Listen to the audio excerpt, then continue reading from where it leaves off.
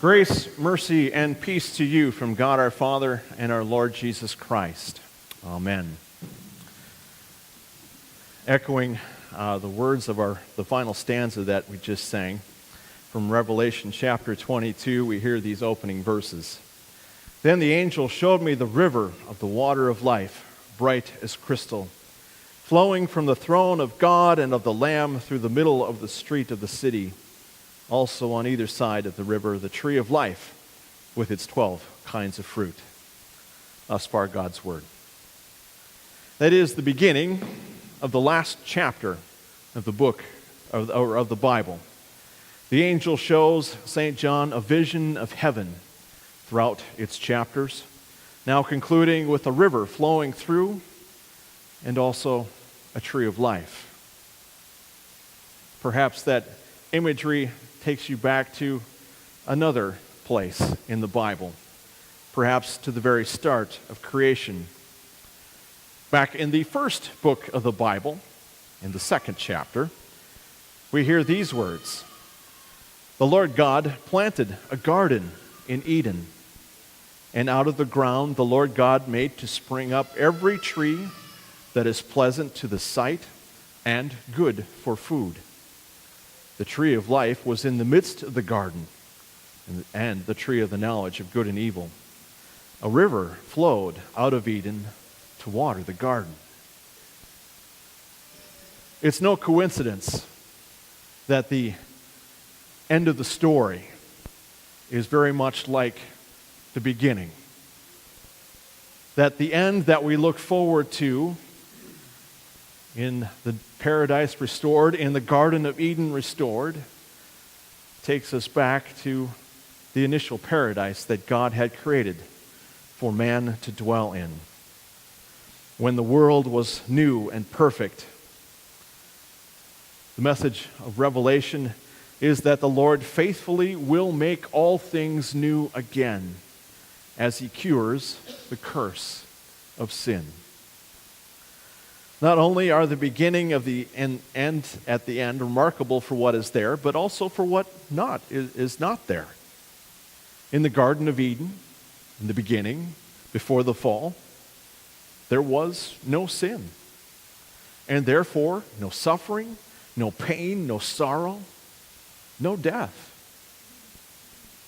As Revelation comes to a close, it declares the same thing about this garden restored, paradise restored, about heaven.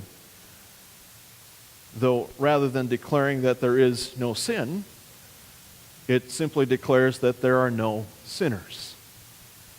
That only those who will live in the heavenly home are those who have been found with their name written in the Lamb's Book of Life, with God's name upon their forehead. Outside, St. John records, are the dogs and the sorcerers, the sexually immoral and murderers and idolaters, and everyone who loves and practices falsehood. Kind of a strong list of condemnations there. We'll unpack that here for a minute. Outside are the dogs, not the furry four-footed kind, but this is a reference to those who have not believed in Christ and live a wild life. They have no desire to be in God's presence, and so lacking repentance and faith, they probably wouldn't want to go inside even if they could. And so they are condemned to remain outside forever. Outside with the dogs are the sorcerers. In Scripture, a sorcerer can include anyone who wants to control, particularly creation, apart from God's will, or who wants to force God to do His will, or who seek His will in where it is not found, in places like horoscopes, fortune tellers, or dreams. With the dogs and the sorcerers are the sexually immoral, those who have misused God's gift of sexuality for their own pleasure and purposes.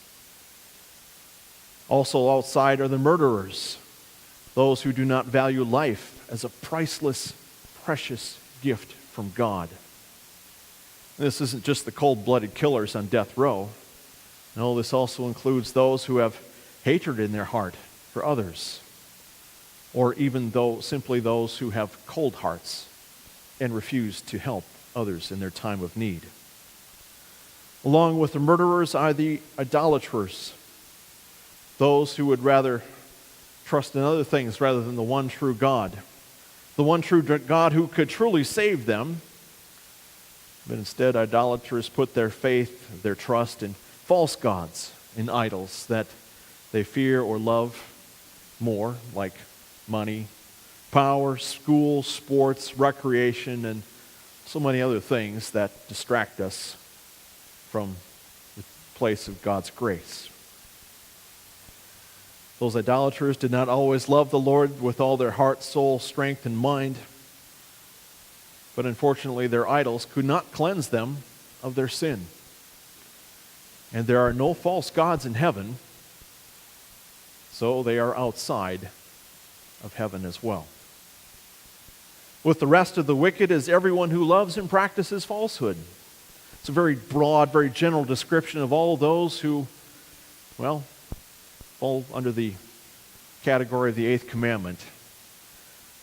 Those who lie, those who gossip, those who promote fake news, those who would trample on the good names and reputations of others. So, in summary, outside of heaven are the dogs, the sorcerers, the sexually immoral, the murderers, the idolaters, and everyone who loves and practices falsehood. It begs the question then, where are you? What side of the gates are you going to be on in this restored Garden of Eden? But before you answer, consider this. According to the word of the Lord, you and I are guilty of all the sins in this text. As one who doubts God's judgment, you are among the dogs. As one who wants your own will to be done over God's, you are among the sorcerers. As one who views God's plan for sex and marriage as outdated or irrelevant, even as you lust after the pleasures of the flesh with someone you are not married to, you are among the sexually immoral. As one who does not love his neighbor, you are among the murderers. As one who places trust in other things, you are among the idolaters. And as one who all too frequently believes or at least delights in lies and gossip, you are one who loves and practices falsehood. It's a tough thing to hear. It may even feel like a slap to the face. But remember to break one part, just one little teeny tiny part of God's law is to break all of it. It's important to know this, to acknowledge this, to confess this, because it makes it all the more clear of our need for a Savior and our need for forgiveness. For you see, you would be numbered amongst the wicked outside, but there is a very important difference for those who believe in Christ. For you know Christ, and more importantly, Christ knows you. Jesus has come into this world and even now into your presence. Your Savior is Jesus, and He became flesh and dwelt among us. He is the river of life, as He proclaims in St. John's Gospel, the 7th chapter. Jesus says, "If anyone thirsts, let him come to me and drink. Whoever believes in me, as the Scripture has said, out of his heart will flow rivers of living water." Apart from Him, this world would be a desert devoid of life. A world without hope. But He came to give living water and to save us from death. He saved us from death by dying in our place. Granted, there certainly didn't appear to be any river of life flowing when Jesus' blood was flowing from Him on the cross at Calvary. where he was crucified.